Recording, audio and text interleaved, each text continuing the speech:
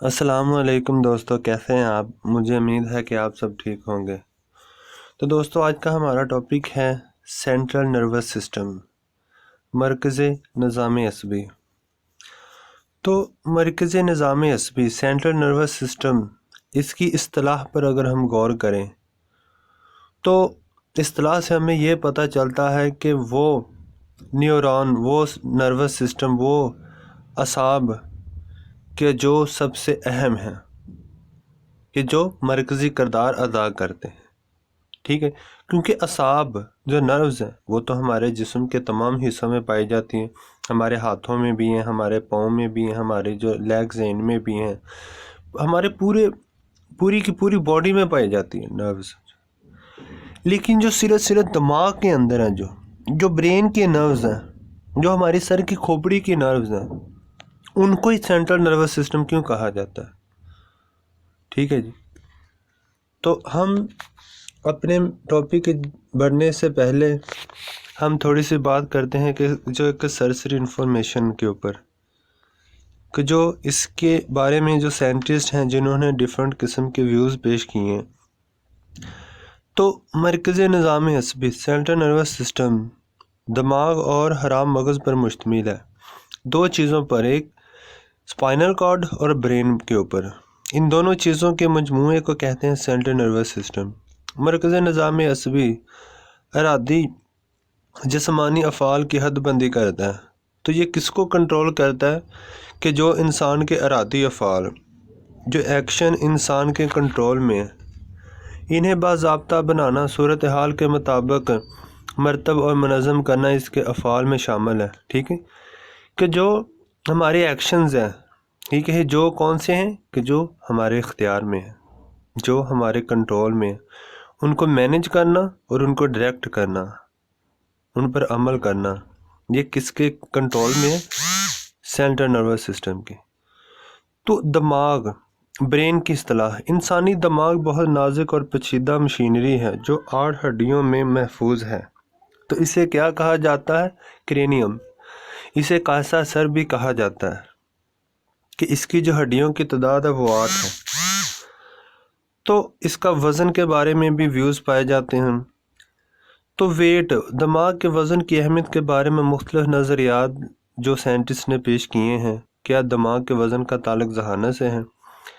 تو اسی نظریے کے تحت آج بھی مردوں کو ذہین اور عورتوں کو نسبتاً کم ذہین سمجھا جاتا ہے۔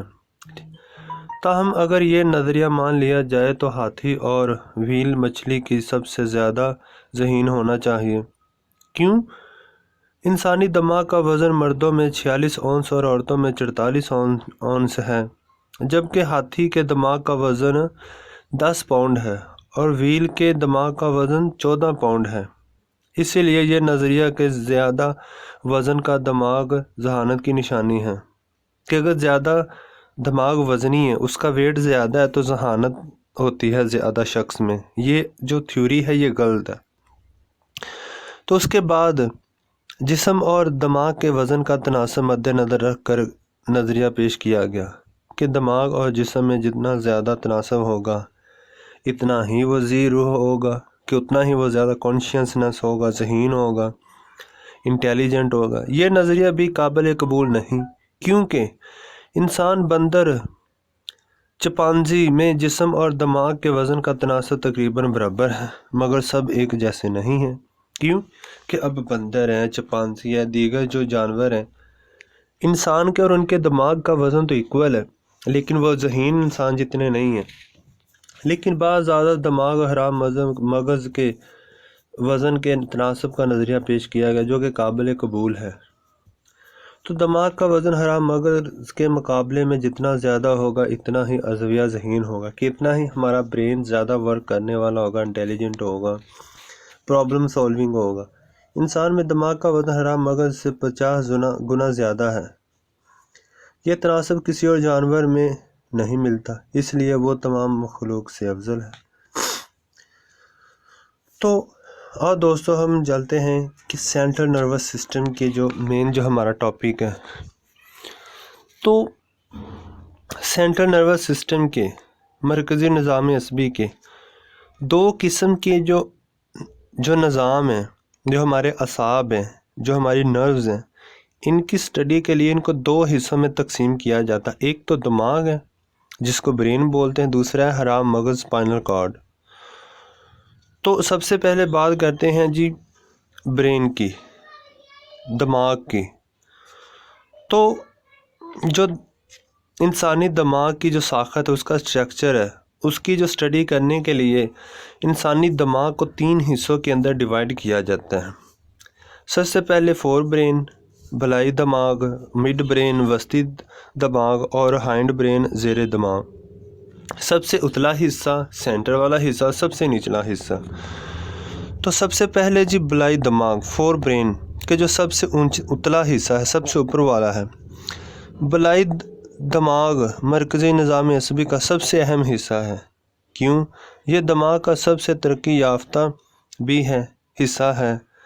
یہ حصہ کل دماغ کا 90% ہے۔ اس کے اہم حصوں میں سے جن کی جو تفصیل پیش کی گئی ہے وہ یہ ہیں۔ سب سے پہلے آتا ہے جی سیریبیرم، جس کو کہ مخ-کبیر بھی بولتے ہیں۔ تو اس کے بعد آتا ہے کورٹکس۔ تو مخ-کبیر یعنی کہ سیریبیرم پیشانی سے لے کر گدی کے قریب تک پھیلا ہوا ہے، ٹھیک ہے جی۔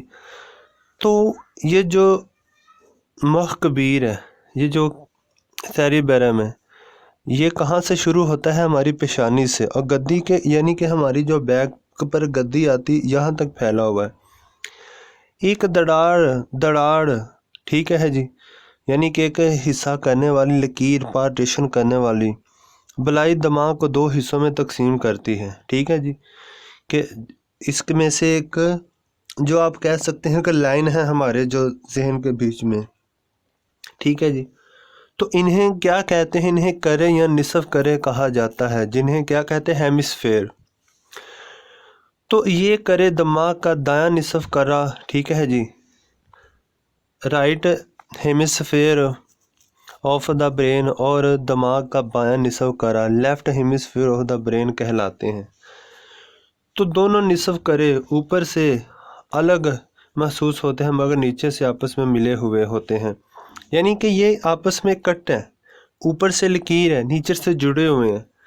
تو دونوں کروں کو ملانے کا کام کارپس کلوسم کرتا ہے، ٹھیک ہے جی۔ تو جو حصہ دونوں کروں کو ملاتا ہے، ٹھیک ہے جی، اسے کیا کہتے ہیں؟ Corpus callosum. تو یہ ایک سفید مادہ ہے جس کی بدولت دونوں کرے معلومات کا باہم تبادلہ کرتے ہیں، ٹھیک ہے جی، اور مل کر ایک دماغ کی طرح کام کرتے ہیں۔ دونوں کرے مخالف سمت کے جسمانی افعال کو کنٹرول کرتے ہیں۔ جو دایاں نصف کرہ ہے جسم کے بائیں حصے کو، اور جو بایاں نصف کرہ ہے جسم کے دائیں حصے کو کنٹرول کرتا ہے۔ تو یہ جو دونوں نصف کروں کے وظائف الگ الگ ہیں، دونوں ہی آموزش اور حافظے میں خود مختار ہیں، کہ دونوں کے دونوں جو پارٹس ہیں، ٹھیک ہے، لیفٹ اور رائٹ ہیمسفیئر ہے، یہ لرننگ اور میموری میں بہت اہم کردار ادا کرتا ہے۔ عام حالات میں بایاں نصف کرہ دائیں کرے پر غالب یعنی کہ ہوتا ہے، ٹھیک ہے۔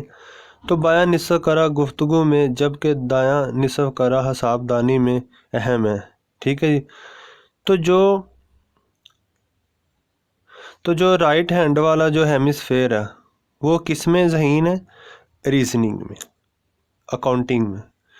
تو کارپس کلوسم دونوں نصف کروں کو ملاتا ہے، ٹھیک ہے جی۔ کارپس کلوسم کیا کام کرتا ہے؟ پل کی حیثیت رکھتا ہے ان میں، ٹھیک ہے جی۔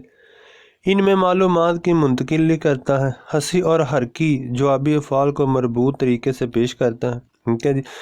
کہ جو سینسری اور موٹر جو انفارمیشن ہوتی ہے اس کو کیا کرتا ہے کہ مربوط کرتا ہے، ان کو جوڑتا ہے، ان کو مینج کرتا ہے۔ اس کی بدولت ہی دماغ ایک اکائی اور وحدت کی صورت میں کام کرتا ہے، ٹھیک ہے جی۔ کن کی وجہ سے؟ یہ جو کارپس کلوسم نے ان دونوں کو آپس میں ملایا ہوا ہے، اور جو رائٹ ہینڈ والا ہے ہیمسفیئر، وہ لیفٹ ہینڈ والے جو فنکشن ہیں ان کو کنٹرول کرتا ہے، ٹھیک ہے۔ یہ اپوزٹ ہے کام، ٹھیک ہے جی۔ رائٹ ہینڈ جو ہے وہ لیفٹ ہینڈ کو کنٹرول کرتا ہے، لیفٹ ہینڈ وہ رائٹ ہینڈ کو کنٹرول کرتا ہے۔ تو نیکسٹ اس کا آتا ہے قشر، جسے بولتے ہیں کارٹکس۔ تو دونوں کروں کے اوپر ایک 3 ملی میٹر موٹی تہ پائی جاتی ہے، اسے قشر کہا جاتا ہے، ٹھیک ہے۔ تو کارٹکس کیا ہے؟ کارٹکس کیا ہے؟ ٹھیک ہے، یہ ایک لیئر ہے، ٹھیک ہے جی، یہ لیئر ہے جو کس کے اوپر ہے؟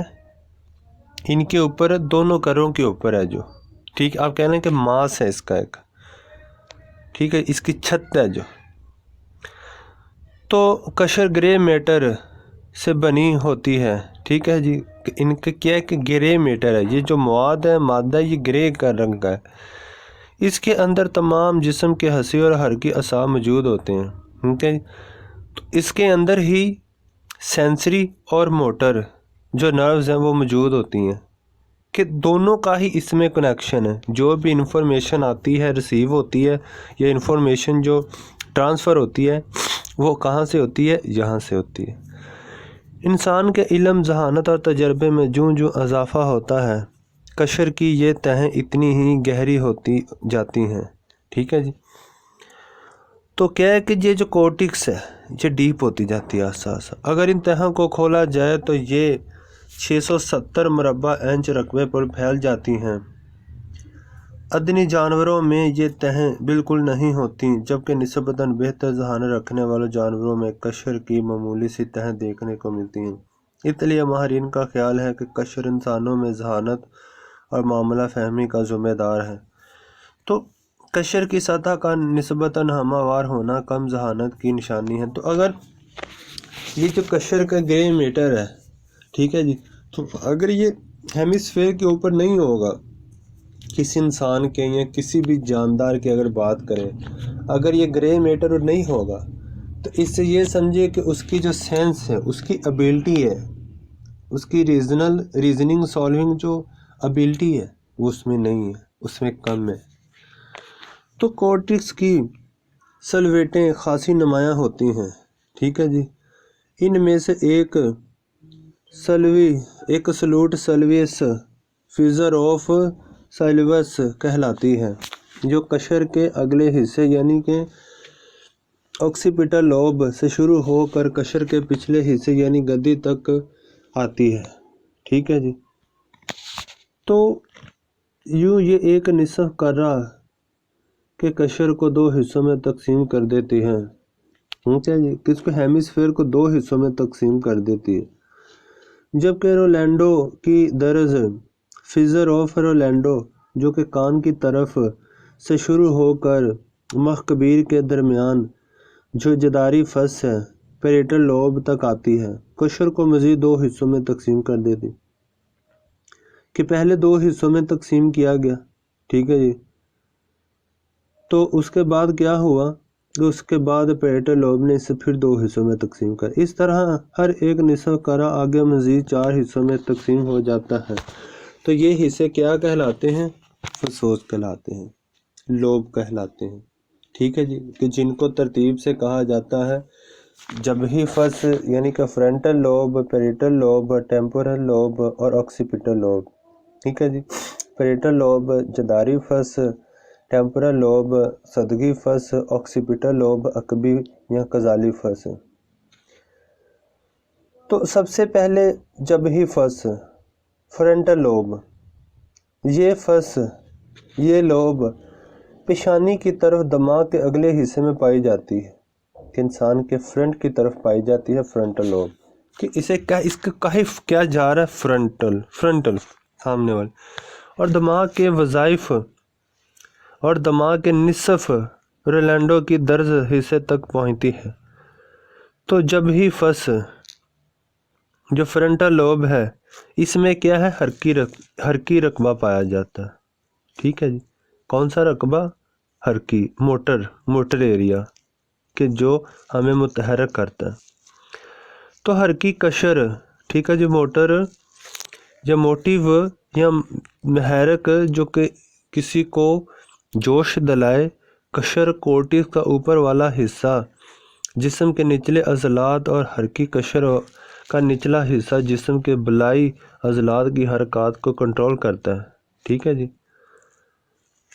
تو جو حرکی قشر ہے اس کا جو نیچے والا حصہ ہے وہ اوپر والے جو آرگنز ہیں ان کو کنٹرول کرتا ہے، اور جو حرکی قشر ہے اس کا جو نچلا حصہ ہے وہ اوپر والا نچلے حصے کو کنٹرول کرتا ہے۔